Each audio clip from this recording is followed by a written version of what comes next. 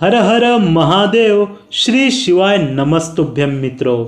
हरतालिका तीज संपूर्ण पूजा सामग्री नोट कर लीजिए क्या क्या चाहिए हरतालिका तीज व्रत के दिन, जिससे आपकी पूजा विधि विधान के साथ संपूर्ण हो सके। लेकिन उससे पहले अगर आप इस चैनल पे नए हैं तो चैनल को सब्सक्राइब कर दीजिए और बेल आइकॉन को भी दबा दीजिएगा, जिससे महादेव की कृपा आप पर सदा बनी रहेगी। और कमेंट सेक्शन में हर हर महादेव लिखना बिल्कुल ना भूलिएगा। तो साथियों, कुंवारी लड़कियां इस व्रत को अच्छा घर और अच्छा वर पाने के लिए करती हैं, और सुहागन महिलाएं अखंड सुहाग के लिए इस व्रत को करती हैं। और तो और पंडित प्रदीप मिश्रा जी बताते हैं कि जिस भी लड़के या लड़की की शादी नहीं तय हो रही है, वो सिर्फ अगर ये फुलेरा देख ले तो उसकी शादी 3 माह के अंदर ही तय हो जाएगी, क्योंकि ये बहुत ही चमत्कारी व्रत है। और तो और इस बार ये व्रत सोमवार के दिन पड़ा है, जिससे इस व्रत का और भी अधिक लाभ आपको मिल सकता है। तो आप लोग भी हरतालिका तीज का पूजन का विधि नोट कर लीजिए।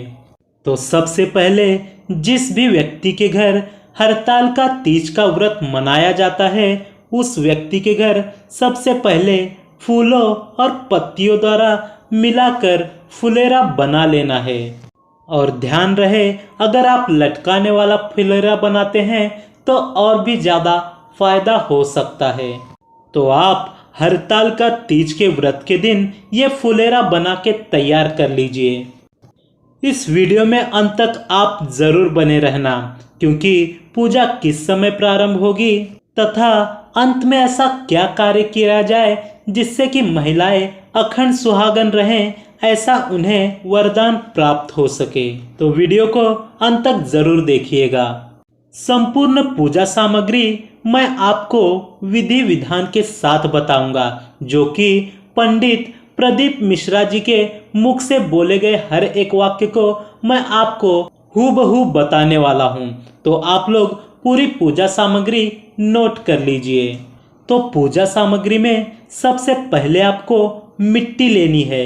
चाहे आप मिट्टी ले, रेत ले या बालू ले, लेकिन कुछ ऐसी वस्तु ले जिससे कि आप अति सुंदर शिवलिंग, माता पार्वती और गणेश जी का निर्माण कर सकें।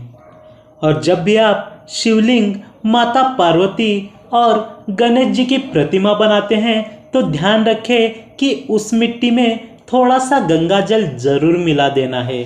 और इस बात का ख्याल रखें कि इन मूर्तियों का निर्माण आपको दिन में ही करके रख देना है। अब आप नोट कीजिए अभिषेक और पूजन सामग्री। सर्वप्रथम अभिषेक सामग्री दूध, दही और घी ले लें, लेकिन ध्यान रखें कि ये तीनों चीजें ही गाय के दूध का ही बना होना चाहिए। और इसके साथ आप ले पीसी हुई शक्कर और शहद। इन 5 सामग्री का आप अलग अलग अभिषेक भी करें और साथ ही इन 5 को मिलाकर यानी कि पंचामृत बनाकर भी अभिषेक करना है। और साथ ही साथ गंगा जल, गुलाब जल और इत्र का भी अभिषेक जरूर करना है। मोली, रोली, कुमकुम, हल्दी और मेहंदी, ये सभी चीजें अनिवार्य हैं इस पूजन के लिए, क्योंकि इस पूजन में माता पार्वती का भी पूजन होगा। इसके साथ साथ आपको दीपक भी लेना है, और उस दीपक में आपको गाय का घी ही यूज करना है।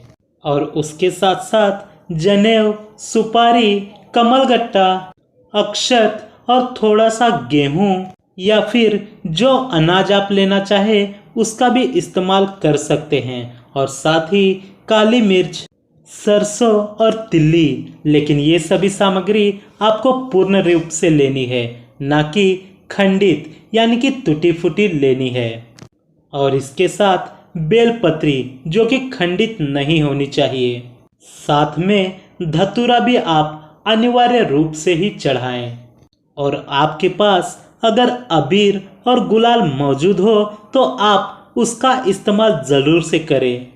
और साथ में आपको लेने हैं 7 वृक्ष के पत्ते, जैसे कि धतूरे का पत्ता, आम का पत्ता, आंवले का पत्ता, शमी का पत्ता और पीपल का पत्ता। इस तरह से आपको किसी भी 7 पत्तों को लेना है, और अगर आपको ज़्यादा मिल जाते हैं तो ज़्यादा भी और अच्छा रहेगा, लेकिन कम से कम 7 तो अनिवार्य हैं।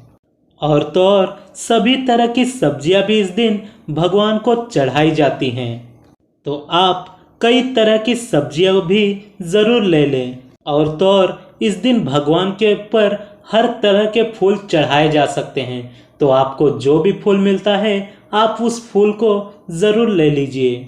इसका मतलब साफ साफ यही है कि जितना ज़्यादा आपको फूल, फल और पत्तियां मिलती हैं उतना ज़्यादा आप ज़रूर लें, और इन सभी को आपको भगवान को समर्पित करना है। अगर आप सक्षम हैं तो आप 108 रुई की बाती बना ले, जिसे घी में भिगो के उस दिन लगाने से अत्यधिक फल आपको प्राप्त हो सकता है। वरना आप चाहे तो 1 बाती या 5 या 7 बाती भी लगा सकती हैं, क्योंकि अगर आप 108 बाती लगाती हैं तो ये 108 बाती सहस्त्रावली बाती हो जाती हैं, जिससे कई गुना पुण्य की आपको प्राप्ति होगी। साथ साथ आपको कपूर और सुहाग की जो भी सारी सामग्री होती है उन्हें भी आपको जरूरी लेना है। आप ये सारी सुहाग की सामग्री माता पार्वती को चढ़ाएं, और पंडित जी को जो वस्त्र आप भेंट देने वाले हैं उसके साथ 5 सामग्री जरूर भेंट दीजिए। अब जानते हैं कि आखिर हरितालिका तीज व्रत की पूजा किस समय प्रारंभ करनी चाहिए।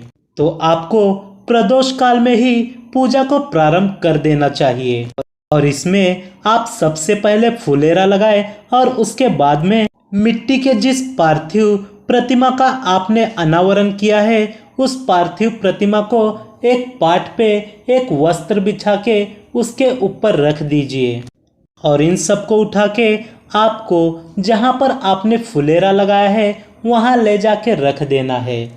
ध्यान रहे सारी पूजा सामग्री इकट्ठा करके आप एक साथ लेकर बैठे, जिससे कि पूजा के विधि विधान में बाधा ना पड़े। और जैसे ही प्रदोष काल यानी कि शाम का समय प्रारंभ हो तो सर्वप्रथम आप एक घी का दीपक लगाएं, जो कि गाय के घी का दीपक होना चाहिए, और फिर इसके बाद आप अपनी पूजा को प्रारंभ कर दीजिए। और ध्यान रहे कि इस पूजा सामग्री में आपको नारियल भी ज़रूर लेना है, और इस पूजा में आपको एक बहुत ही महत्वपूर्ण कार्य करना है। वो क्या है दोस्तों, मैं आपको बता देता हूँ। जब आप चौथे पहर की पूजा कर ले यानी तो आप माता पार्वती पर कुमकुम और हल्दी अर्पण करते हो, तो माता पार्वती को कुमकुम चढ़ाने के बाद उसमें से थोड़ा कुमकुम अपनी मांग में भी भर लेना चाहिए, जिससे महिलाएं अखंड सुहागन रहती हैं। तो इस कार्य को आप ध्यान पूर्वक और जरूर से करें।